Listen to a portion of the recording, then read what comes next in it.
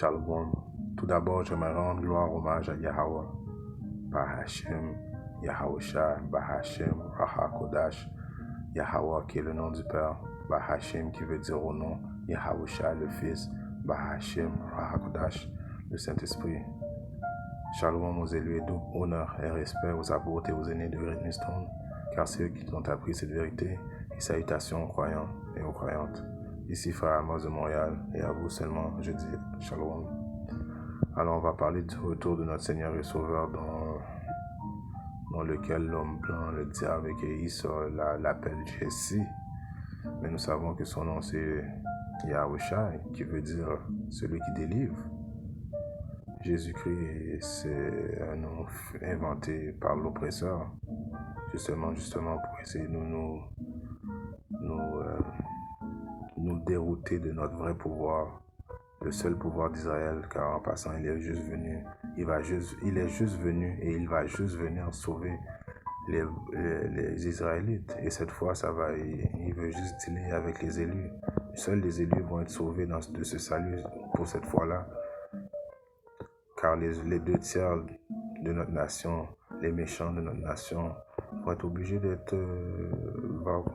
mourir cette fois-là, pour qu'ils se fassent bien purifier par le feu, à sorte que quand ils vont réincarner dans le royaume, ils vont avoir les esprits en place et leur conscience à la bonne place, mais ils vont devoir mourir d'une mort très, très, très brute, très prochainement. Alors revenons au fait que ce diable qui est Issa est venu avec cette lettre J à quelque part en 1536.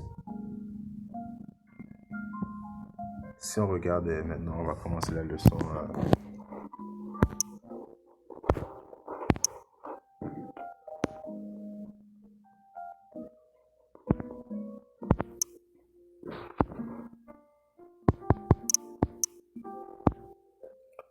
J'aimerais commencer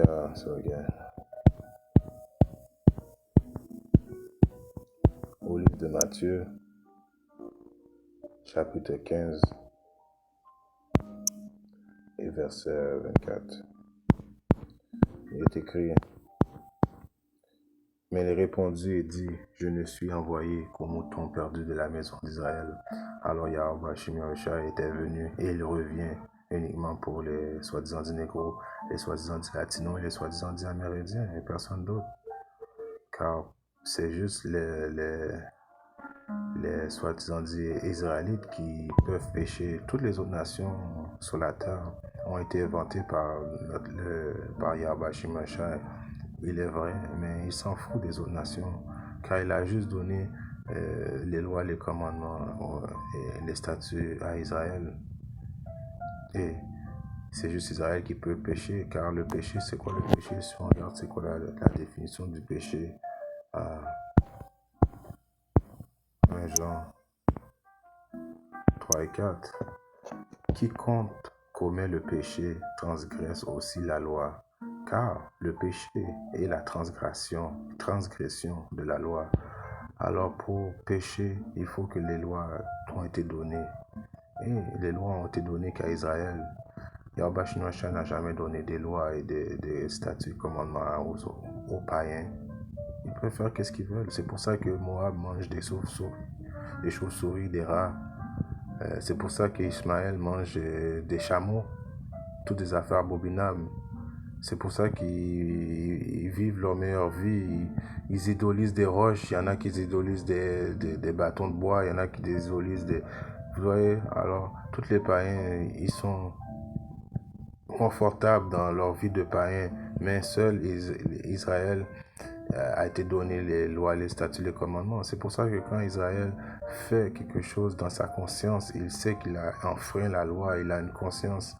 Et même les 2 tiers qui, eux, malgré eux, ils font des péchés, ils font des affaires abominables, mais quand ils font, ils savent qu'ils ont fait quelque chose de contre le Seigneur et Sauveur Yahweh Shimei. Si on regarde les artistes d'Hollywood qui vendent leur âme pour en sorte profiter de la vie charnelle de ce monde, ils ont toujours des lunettes de fumée à cause ils ont honte, ils essaient de cacher leurs émotions. Et ils font plein de tatous pour essayer de camoufler, prendre la drogue pour essayer de sauver de leur conscience, car ce sont quand même des Israélites. Et donc quand ils commettent quand ils transgressent la loi, ils savent à quelque part qu'ils ont été contre les volontés de leur créateur Yahweh Hashem Yahushua. Mais les autres nations, quand ils font qu'est-ce qu'ils veulent, ils n'ont pas vraiment de conscience, ils continuent à vivre dans leur... Et spécialement Esau, le diable, lui il fait do like I will, do that I will, like je fais qu'est-ce bon me semble. Lui il est confortable dans ce contexte-là. C'est pour ça qu'il va faire tout en sorte pour essayer justement de rivaliser, de faire la guerre contre Yahweh Shemashak à son retour. Mais le retour de notre Seigneur Yahweh Hashem Yahushua, qui est prophétisé dans le livre saint, il va se débarrasser de ce diable et qu'il soit l'homme rouge, l'homme blanc d'une facilité. C'est pas comme si Esau va pouvoir rivaliser contre notre Seigneur et Sauveur. Il va l'anéantir en l'espace même pas d'une heure. Et là, toutes les Esau et les autres nations qui sont des païens, qui vivent dans leur normalité diabolique, quand ils vont voir la venue de Yahweh Shemashah, ils vont se lamenter, ils vont avoir peur. Il y en a même qui vont s'évanouir, qui vont mourir sous le coup quand ils vont voir Yahweh Shemashah transpasser le ciel et venir avec les anges. Il y en a qui vont même faire caca sur les autres, qui vont même avoir des crises cardiaques. Ça va être une scène vraiment comme extraordinaire. Même nous, ceux qui font qui font le mieux de notre possibilité pour respecter les lois, les commandements de Yahweh Shemashah, en disant de nourrir les brebis, de faire notre possible. On va avoir peur aussi de voir cette scène-là, mais Yahweh Shemashah va nous donner un esprit qui va être réconfortant plus que ceux des païens qui vont être destinés à la destruction. Si on va voir maintenant à Apocalypse 1 et 7, voici, il vient avec les nuages. On sait que les nuages, c'est un mot qui veut dire, comme le diable appelle ça, les UFO, mais nous savons que c'est les chariots de l'Éternel. Et tout œil le verra, ceux aussi qui l'ont percé. Alors même ceux qui l'ont percé, car la réincarnation est un fait biblique. Donc tous ceux ils étaient là dans le temps de Yahweh Shemashah. Yahweh Shemashah s'est assuré que les mêmes esprits soient là même pour être jugés. Car Yahweh Shemashah se souvient de tout ce qui s'est passé. Il y a tout ça en mémoire.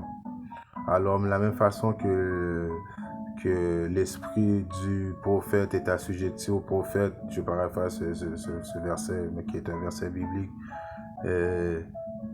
l'esprit du diable est assujetti au diable aussi. Donc, les diables qui étaient dans le passé sont les diables qui sont là aujourd'hui. Il n'y a rien de nouveau en dessous du soleil. Alors, toutes les parentés de la terre se lamenteront à cause de lui. Oui, merci. Oui, certainement. Amen. Alors, tout le monde va se lamenter, tout le monde va dire, oh non, il est de retour, mais seuls ceux qui vont anticiper avec joie la venue du Seigneur, ça va être les élus qui vont être contents, qui vont voir enfin la rédemption, car automatiquement quand on voit Yahweh Shemashah transpasser le ciel, ça veut dire c'est fini. C'est un paradis, c'est une vie éternelle à jamais. Il n'y aura plus jamais que Esau va revenir à quelque part, comme qu'il y a des camps qui disent qu'on va être là pendant 1000 ans avec Yahushua, et après 1000 ans, Esau va rebeller, comme si Esau va pouvoir se battre contre le Seigneur et Sauveur Yahweh Shemashah. Il est écrit que Yahweh Shemashah va être au milieu de nous. Alors c'est quoi? Esau va aller se battre avec Yahushua, et puis non. Aussitôt qu'on voit Yahweh Shemashah transpasser le ciel, c'est fini pour Esau. C'est le royaume éternel à jamais pour les Israélites, commençant par Yahweh Shemashah jusqu'à nous. Alors quand il va transpasser ce ciel-là, et qu'est-ce qu'il va faire? On va aller voir la suite, qui est à Matthieu 24, et Comment ça, 31? Et il enverra ses anges avec un grand son de trompette, et ils rassembleront ses élus de 4 vents, depuis au bout du ciel jusqu'à l'autre bout. Alors, comme on voit le concept de toute la création, c'est Yahweh, le Père, qui a fait tout pour son Fils, qu'il a créé de ses propres mains, qui est Yahushua, éventuellement Yahushua qui a créé les élus, et ça résume à Yahweh, Bahashim Yahushua et les élus. Alors il est mort, il a donné sa vie pour ses élus, il revient sauver ses élus. Il enverra ses anges dans les 4 coins pour éventuellement sauver ses élus à une vitesse épouvantable, parce que qu'est-ce qui va arriver pendant ce temps-là quand Yahweh Shemashai va venir sauver les élus? La destruction de Babylone va se faire. Babylone qui est les États-Unis, spirituellement Égypte, Sodome.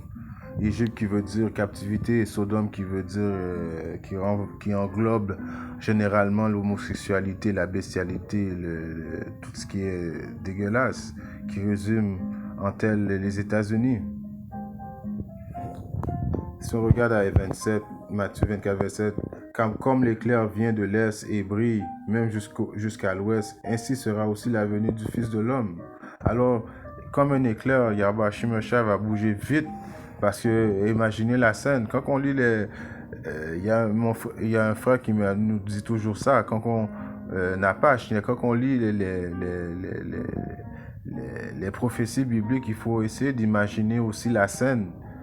Quand il dit comme il vient comme l'éclair de l'est et brille jusqu'à l'ouest, ainsi sera la venue du Fils de l'homme, c'est à cause qu'il va devoir se dépêcher, il va se faire ça vite pour télétransporter le plus d'élus dans les chariots, car en même temps qu'il vient sauver, en même temps que la destruction se fait, ça se fait en même temps. Si on continue, car où que soit la carcasse, là s'assembleront les aigles. Les carcasses, c'est la représentation des élus. Et les aigles, ça représente les anges qui vont devoir bouger vite pour rassembler les élus le plus vite possible pour les transporter en haut, car les élus ne doivent pas être sur la terre pendant que l'indignation va se passer. Le lac de feu, les 200 millions de bombes nucléaires qui vont s'attarder sur les États-Unis. Les élus vont devoir être en haut en train de regarder ça. Immédiatement après la tribulation de ces jours-là, le soleil s'obscurcira et la lune ne donnera pas sa lumière. Alors pourquoi la lune ne donnera pas la lumière, le soleil va pas s'obscurcir? C'est à cause que les millions de bombes nucléaires qui vont savoir attarder sur les États-Unis va faire comme un grand nuée de noirceur, la noirceur des bombes qui vont retomber, ça va c'est tellement épais la fumée que ça va cacher le soleil. Et les étoiles tomberont du ciel et le pouvoir des cieux seront ébranlés. Et les étoiles qui vont tomber du ciel, ça c'est les têtes nucléaires qui vont avoir été en haut pour retomber en bas. Les têtes nucléaires qui vont tomber en bas, qui vont ébranler la terre. Si on regarde, j'ai un precept pour ça, si je ne me trompe pas, à Isaïe, je vais revenir sur Matthieu après, mais si on regarde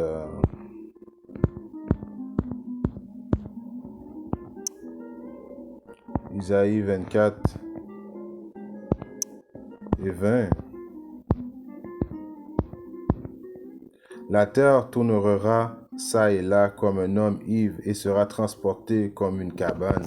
Alors, vous voyez, quand que les têtes nucléaires vont retomber sur la terre va être ébranlée.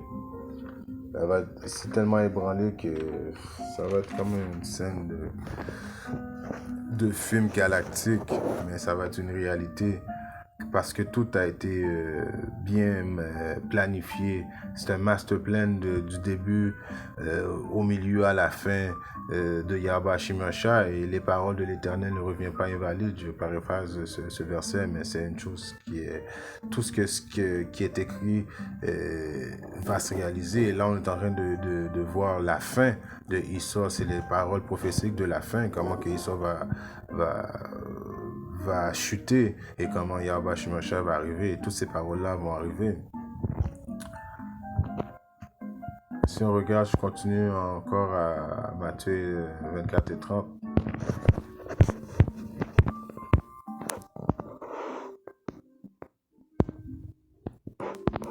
À Matthieu 24 et 30.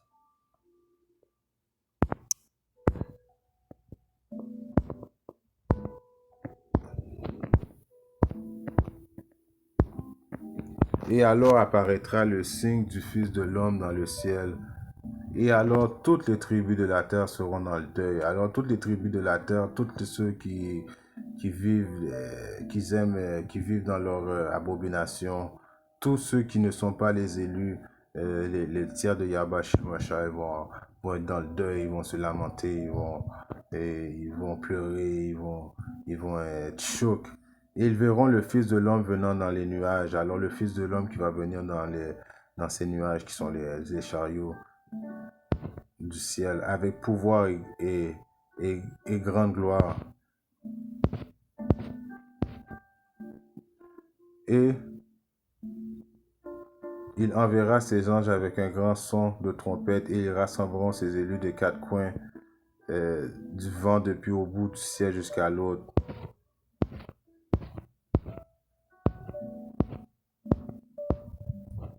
Alors si on regarde maintenant à Apocalypse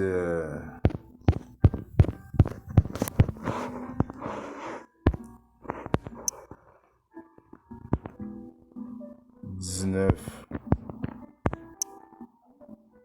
je commence à 11.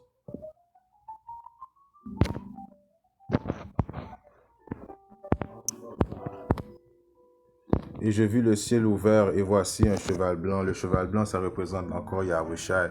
Et celui qui était assis sur lui était appelé fidèle et vrai. Avec droiture, il juge et fait la guerre. Ses yeux étaient comme une flamme de feu, et sur sa tête il y avait plusieurs couronnes. Les couronnes, ça représente les royaumes qui va posséder tous les royaumes de la terre, qui va détruire. Il avait un nom écrit qu'aucun homme ne connaissait. Il était vêtu d'une vesture trempée dans le sang, et son nom s'appelait la parole de Dieu. Alors son nom était la parole de Dieu. Et ça prouve encore c'est Yahushua, et j'ai un precept qui prouve que c'est vraiment Yahushua. On va à Jean 1:1. Si on regarde à Jean 1, verset 1. Au commencement était la parole, et la parole était avec Dieu, et celui qui était la parole était Dieu. Alors vous voyez, la parole était Dieu, et celui qui était la parole de Dieu, ça représente Yahushua.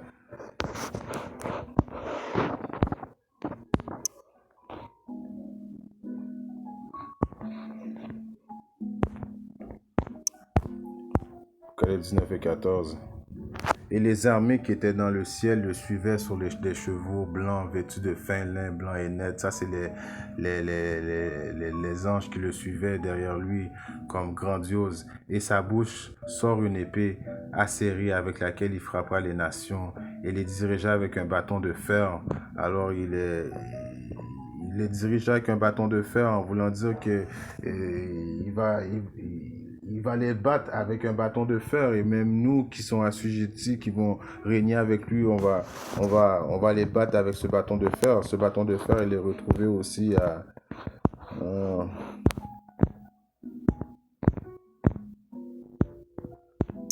Psaume 2. Je commence à 7. Je déclare le décret, le Seigneur m'a dit, tu es mon fils, aujourd'hui je t'ai engendrer. Demande-moi et je te donnerai les païens. Alors les païens, on va avoir possession des païens comme héritage avec Yahushua. Et les parties les plus éloignées de la terre pour ta possession. On va posséder toutes les choses que Yahushua va posséder. Tu les briseras avec un bâton de fer, tu les casseras en morceaux, tu les casseras en morceaux comme un vase de portier. Alors tu les briseras avec un bâton de fer. On revoit le bâton de fer qui est mentionné. Alors on va pouvoir faire tout ce qu'on veut de ces païens-là. À Isaïe 63, il est écrit: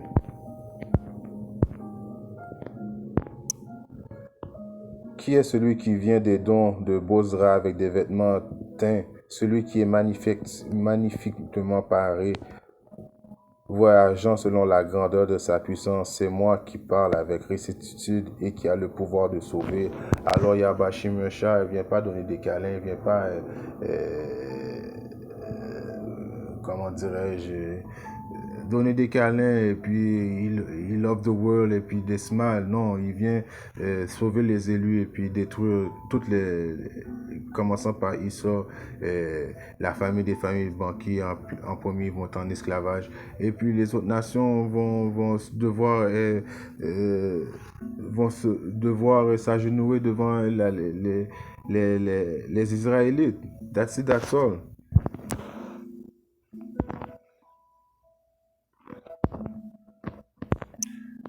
Isaïe 66 et 16. Car par le feu et par son épée, le Seigneur Yahweh Shimosha plaidera avec toute chair, et les tués du Seigneur seront en grand nombre. Alors par le feu, Yahweh Shimosha, par les 200 millions de bombes nucléaires et par les feux qui vont dégager des chariots de l'Éternel, va venir plaider avec toute chair, à part les élus qui vont être télétransportés dans les chariots, qui vont en même temps avoir été changés à l'image de Yahushua, et les élus qui vont avoir, les terres qui vont être changées, à part eux, tout le monde va devoir dealer avec Yahweh Shimosha et sa fureur. En espérant que ces 2-3 mots d'exhortation édifient un frère ou sœur pas dans le monde. Si Yahweh Shimosha le veut, je reviendrai très bientôt avec une autre leçon. Shalom, mes frères, mes